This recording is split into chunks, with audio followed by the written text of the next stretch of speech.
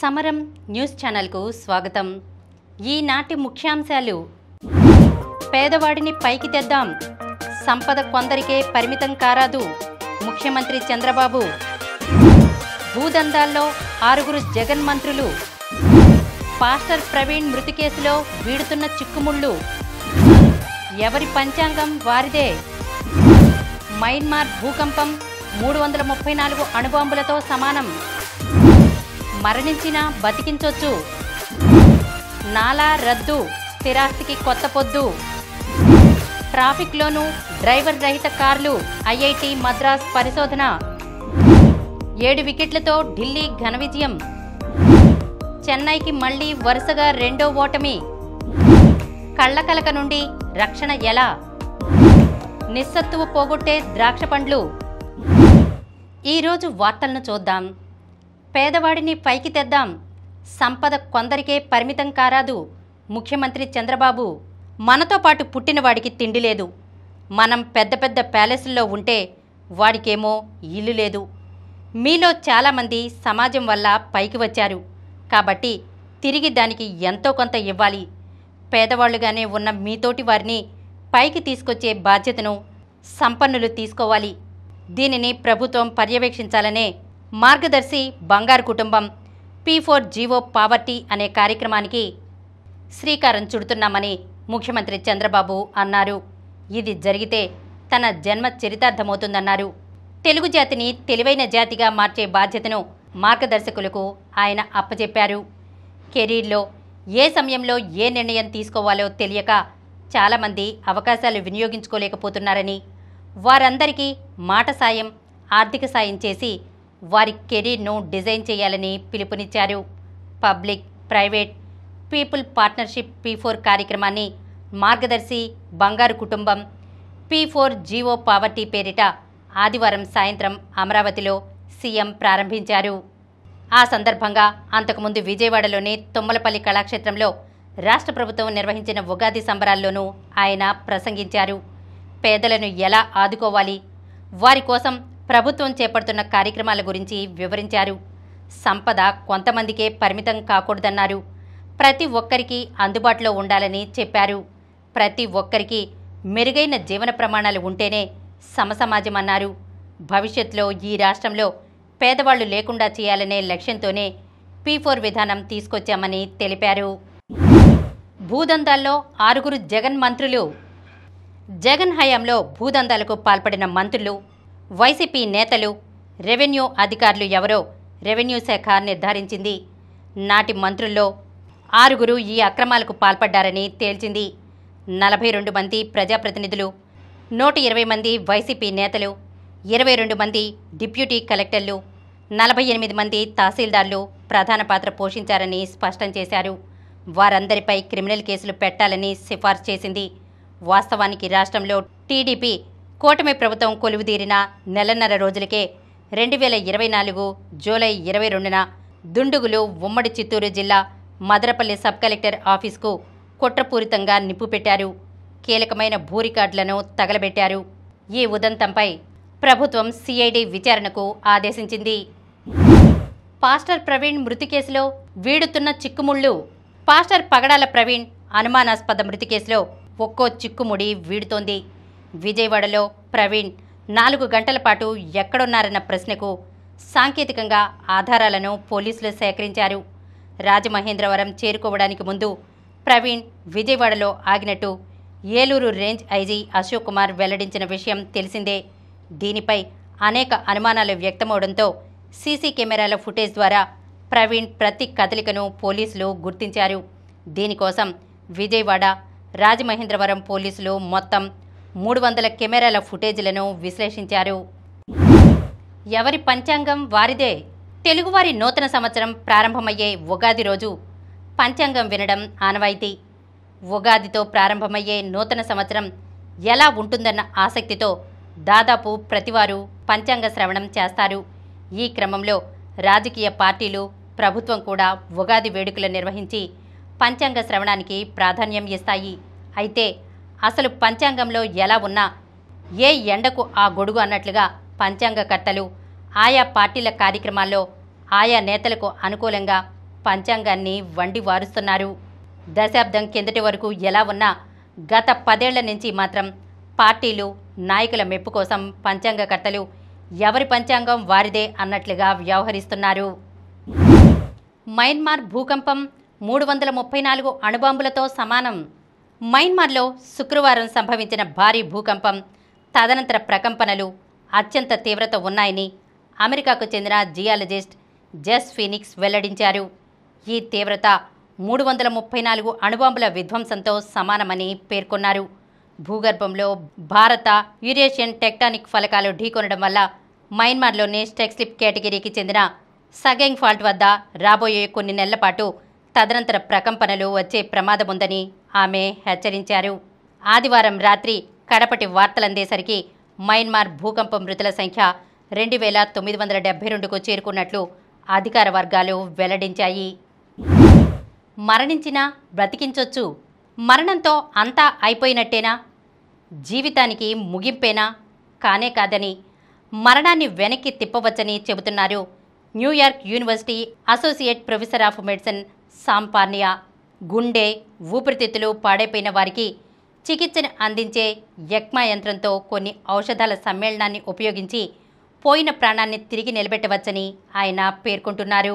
Epinephrine, మధుమేహ చికిత్సలో వినియోగించే metformin, vitamin C, vasopressin, supplement sulbutiamine వీటిని తగుపాళ్లలో కలిపి ఎక్మా మెషిన్తో కలిపి అందిస్తే గుండె స్తంభించిన వారిలో కూడా తిరిగి జీవం పోయవచ్చని సామ్ తెలిపారు. ప్రయోగశాలలో జంతువుల మీద తాము జరిపిన ప్రయోగాల్లో ఇది సాధ్యమైందన్నారు. మనిషి మరణించిన తర్వాత శరీరంలోని కణాలన్నీ వెంటనే చచ్చుబడిపోవు. దానికి కొంత సమయం పడుతుంది. మెదడు కూడా కొన్ని రోజుల పాటు సజీవ స్థితిలో ఉంటుంది. దీనిని సైన్స్ ఇప్పటికే నిరూపించింది. మేం జరిపిన కొన్ని పరిశోధనల్లో గుండెపోటుకు గురైన వ్యక్తుల్లో గుండె కొట్టుకోవటం మానేసిన తర్వాత కూడా దాదాపు గంట పాటు జ్ఞాపకాలు పదిలంగా ఉండటం గమనించాం. వారి మెదడు పనితీరును పరిశీలించినప్పుడు ఇది నిజమేనని తేలింది అని సామ్ వివరించారు. మరణానికి గురైన వ్యక్తి శరీర కణాల్లో జీవక్రియలు పూర్తిగా నిలిచిపోయినంత వరకు ఆ వ్యక్తిని బతికించవచ్చని సామ్ పేర్కొన్నారు. నాలా రద్దు, స్థిరాస్తికి కొత్త పద్దు. నాలా నాన్ అగ్రికల్చరల్ ల్యాండ్స్ అసెస్మెంట్ యాక్ట్ను రద్దు చేయాలని ప్రభుత్వం తీసుకున్న నిర్ణయం రాష్ట్ర ప్రజలకు పెద్ద ఊరట.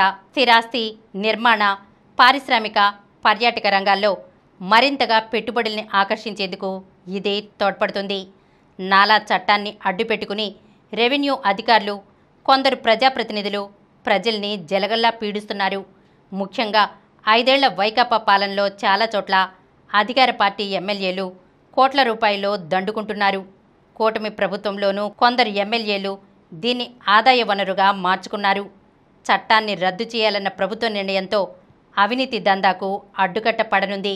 ఇకపై వ్యవసాయ భూమిని ఇతర అవసరాలకు వినియోగించుకునేలా మార్చుకునేందుకు ప్రజలు తహసీల్దార్, ఆర్డీఓ కార్యాలయాల చుట్టూ నెలల తరబడి తిరగాల్సిన పని లేదు.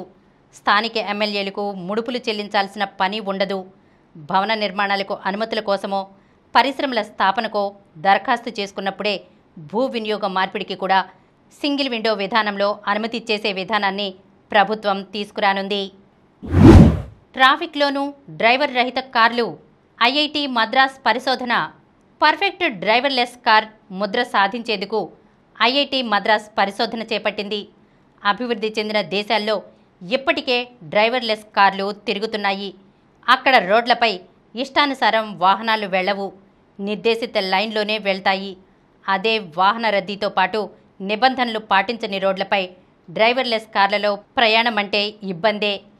ఏ వాహనాలు ముందుకొస్తున్నాయి, అవి ఏ కేటగిరీకి చెందినవి, వాటి ఆకారమేంటి, ఎంత దూరంలో ఉన్నాయి, ఇతర అడ్డంకులేంటి వంటి సమస్త పరిస్థితులను వేగంగా సంగ్రహించే సాంకేతికత డ్రైవర్లెస్ కార్లకు ఉండాలి.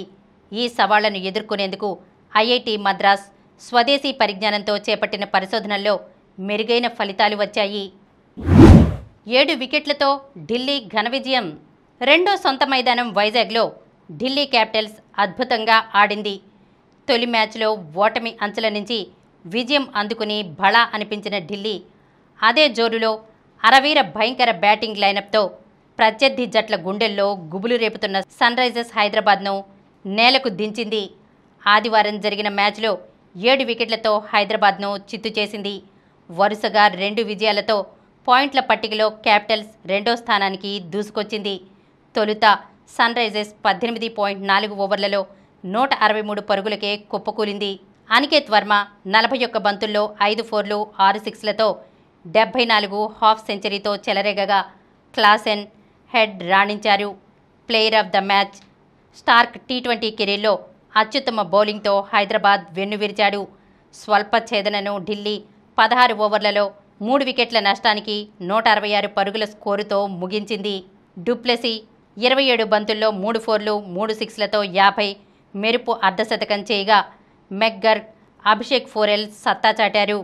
లెగ్గీ జేషన్ అన్సారీ 3 వికెట్లు తీశారు. చెన్నైకి మళ్లీ వరుసగా రెండో ఓటమి. ఆఖరి ఓవర్ వరకు ఉత్కంఠగా సాగిన పోరులో రాజస్థాన్ రాయల్స్ పట్టు వదల్లేదు. నితీష్ రాణా 36 బంతుల్లో 10 ఫోర్లు 5 సిక్సర్లతో 81 అదిరే ఆటకు స్పిన్నర్ వనిందు హసరంగా మ్యాజిక్ బంతులు తోడవడంతో ఆదివారం చెన్నై సూపర్ కింగ్స్తో జరిగిన మ్యాచ్లో రాజస్థాన్ 6 పరుగుల తేడాతో గట్టెక్కింది. దీంతో ఆడిన మూడో మ్యాచ్లో రాజస్థాన్ బోణీ చేయగా చెన్నైకిది వరుసగా రెండో ఓటమి. ముందుగా రాజస్థాన్ 20 ఓవర్లలో 9 వికెట్ల నష్టానికి 182 పరుగుల స్కోరు చేసింది. రియాన్ పరాగ్ 28 బంతుల్లో 2 ఫోర్లు 2 సిక్సర్లతో 37 రాణించాడు. నూర్, వధిరన, ఖలీళ్లకు 2 వికెట్లు దక్కాయి. ఛేదనలో చెన్నై 20 ఓవర్లలో 6 వికెట్ల నష్టానికి 176 పరుగుల స్కోరుకే పరిమితమైంది. ఫామ్లో ఉన్న రచిన్ డకౌట్ కాగా కెప్టెన్ రుతురాజ్ ఆదుకునే ప్రయత్నం చేశాడు. మరో ఓపెనర్ రాహుల్ త్రిపాఠితో కలిసి రుతురాజ్ రెండో వికెట్కు 46 రన్స్ జోడించాడు. శివం దూబే, విజయ్ శంకర్ విఫలం కాగా కీలక సమయంలో రుతురాజ్ను హసరంగా దెబ్బతీశాడు. ఈ దశలో జడేజా 32 నాటౌట్, ధోని గెలిపించే ప్రయత్నం చేశారు. అయితే ఆఖరి ఓవర్లో విజయానికి 20 రన్స్ అవసరమవగా తొలి బంతికే ధోని అవుట్ అవ్వడంతో చెన్నై ఆశలు వదులుకుంది. ప్లేయర్ ఆఫ్ ద మ్యాచ్గా రాణా నిలిచారు. కళ్ళకలక నుండి రక్షణ ఎలా? కళ్ళకలక అనేది చిన్న పెద్ద అనే తేడా లేకుండా అందరికీ వస్తుంది.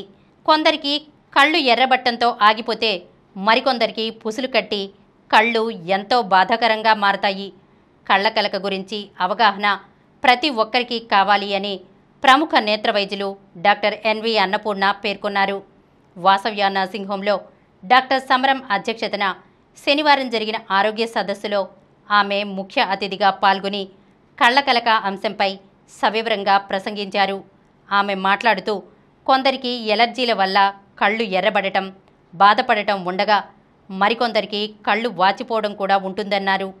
కళ్ళకలక కలిగిన కొందరిలో గొంతు నొప్పి, జలుబు లక్షణాలు కూడా ఉంటాయన్నారు. కళ్ళకలక ఎలర్జీ వల్లే కాకుండా కొన్ని సీజన్స్లో పూల పుప్పొడి వల్ల కూడా రావచ్చన్నారు. బ్యాక్టీరియల్ ఇన్ఫెక్షన్లు చాలా సాధారణం అన్నారు. వైరల్ ఇన్ఫెక్షన్ల వల్ల కళ్ళకలక వచ్చినప్పుడు ఒకేసారి ఎందరిలోనో కళ్ళు ఎర్రబడటం, నీళ్లు కారడం, ఎండ చూడలేకపోవడం, కంటి దురద వంటి లక్షణాలు కలుగుతాయన్నారు. కళ్ళకలక ఒకరి నుంచి మరొకరికి చాలా తేలికగా సంక్రమిస్తుందన్నారు. కళ్ళకలక వచ్చిన వ్యక్తి తన చేతులతో మరొకరిని తాకినా, అతను వాడిన రుమాలు కానీ టవల్ కానీ మరొకరు వాడినా అతి సునాయాసంగా ఆ వ్యాధి వస్తుందన్నారు. కళ్ళకలక వచ్చిన వాళ్ళు కంటి పరిశుభ్రతని కాపాడుకోవడమే కాకుండా వ్యాధి కారణం బట్టి చికిత్స పొందాలన్నారు. బ్యాక్టీరియల్ ఇన్ఫెక్షన్ వల్ల కళ్ళకలక వచ్చిన వారు యాంటీబయాటిక్ కంటి చుక్కల మందు వాడాలన్నారు. కళ్ళకలక లక్షణాలు ఎక్కువగా ఉన్నప్పుడు తప్పకుండా డాక్టర్ని సంప్రదించాలన్నారు. లేని పక్షంలో కంటి చూపుకే ప్రమాదం వాటిల్లవచ్చన్నారు. కళ్ళకలక ఉన్నవాళ్లు ఎండ చూడలేరని, నల్ల కళ్లద్దాలు వాడవలసి వస్తుందని అన్నారు. సదస్సులో పాల్గొన్న పలువురు ప్రశ్నలడిగి సందేహ నివృత్తి చేసుకున్నారు. నిస్సత్తువ పోగొట్టే ద్రాక్ష పండ్లు. ఇది ద్రాక్ష పండ్లు విస్తారంగా దొరికే కాలం. ఎండల నుంచి సేద తీరేందుకు శీతల పానీయాలకు బదులుగా గుప్పెడు ద్రాక్ష పండ్లు తినాలి, లేదా వాటితో జ్యూస్ చేసి తాగాలి. ద్రాక్ష పండ్లు తినటం వల్ల శరీరానికి copper, iron, manganese, riboflavin, potassium, thiamine, magnesium, A C K విటమిన్లు అందుతాయి. వెంటనే శక్తి కలుగుతుంది. నీరసం, నిస్సత్తువ మాయమవుతాయి. అరుగుదల బాగుంటుంది. సమయానికి ఆకలి వేస్తుంది. ఇవి కండరాలను దృఢంగా ఉంచుతాయి, రక్తపోటును అదుపులో ఉంచుతాయి, కొలెస్ట్రాల్ స్థాయి క్రమబద్ధంగా ఉంటుంది, గుండె పనితీరు మెరుగవుతుంది, రోగనిరోధక శక్తి పెరుగుతుంది, అలర్జీలు రాకుండా కాపాడతాయి, ఎముకలు దంతాలకు పటుత్వం వస్తుంది, మైగ్రేన్ తలనొప్పి నుంచి ఉపశమనం కలుగుతుంది, కంటి చూపు బాగుంటుంది, మూత్రపిండాలు సవ్యంగా పనిచేస్తాయి. చాలా పండ్లకు చెక్కు తీయడం, గింజలను తీసేసి ముక్కలు కోయటం, స్లైసులు చేయడం లాంటి ప్రహసనం ఉంటుంది. ద్రాక్షకు అలాంటి పనులేం ఉండవు. పైగా పంచదార కంటే తియ్యగా బోల్డంత రుచిగా ఉంటాయి. ఖరీదు కూడా తక్కువే. ఇక తినటానికి ఎందుకు ఇబ్బంది? రోజుకు కొన్ని ద్రాక్ష పండ్లను తిని అనారోగ్యాలకు దూరంగా ఉందాం. ఇప్పుడు కొన్ని సంక్షిప్త వార్తలను చూద్దాం. భారత్తో వాణిజ్య చర్చలు ఆశావహం. మోదీ చాలా తెలివైన నేత ట్రంప్. భారత్ అమెరికాల మధ్య వాణిజ్య చర్చలు ఆశావహంగా జరుగుతున్నాయని, అవి సత్ఫలితాలను ఇవ్వబోతున్నాయని అమెరికా అధ్యక్షుడు డొనాల్డ్ ట్రంప్ పేర్కొన్నారు. హూతీలపై ఆగని అమెరికా దాడులు. రాజధాని సనాపై బాంబుల వర్షం. యెమెన్లోని హూతీ తిరుగుబాటుదారులపై అమెరికా బాంబుల వర్షం కురిపిస్తోంది.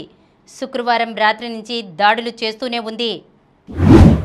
GPAT 2025 graduate pharmacy aptitude test 2025కు సంబంధించిన నోటిఫికేషన్ను national board of examinations in medical sciences విడుదల చేసింది. ఎంఫార్మసీ అడ్మిషన్స్ కోసం ఉద్దేశించిన ఈ కంప్యూటర్ బేస్డ్ ఎంట్రన్స్ 2025 మే 25న జరుగుతుంది. దీపక్ ఉదిత్కు రజితాలు. ఆసియా సీనియర్ రెజ్లింగ్ ఛాంపియన్షిప్లో భారత్ మరో 3 పతకాలు దక్కించుకుంది. పురుషుల 92 కిలోల విభాగంలో దీపక్ పూనియా, 61 కిలోల కేటగిరీలో ఉదిత్ రజిత పతకాలతో మెరవగా, పురుషుల 125 కిలోల విభాగంలో దినేష్ కంచుమూత మోగించాడు. ఐపీఎల్లో నేడు ముంబై వర్సెస్ కోల్కతా రాత్రి 7:30 నుంచి.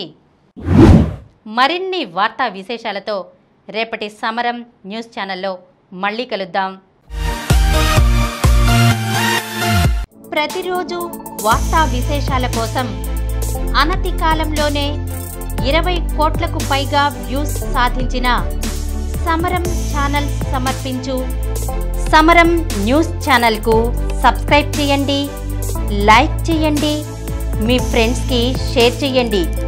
అలాగే ప్రక్కనున్న గంట సింబల్ని ప్రెస్ చేయడం మర్చిపోకండి.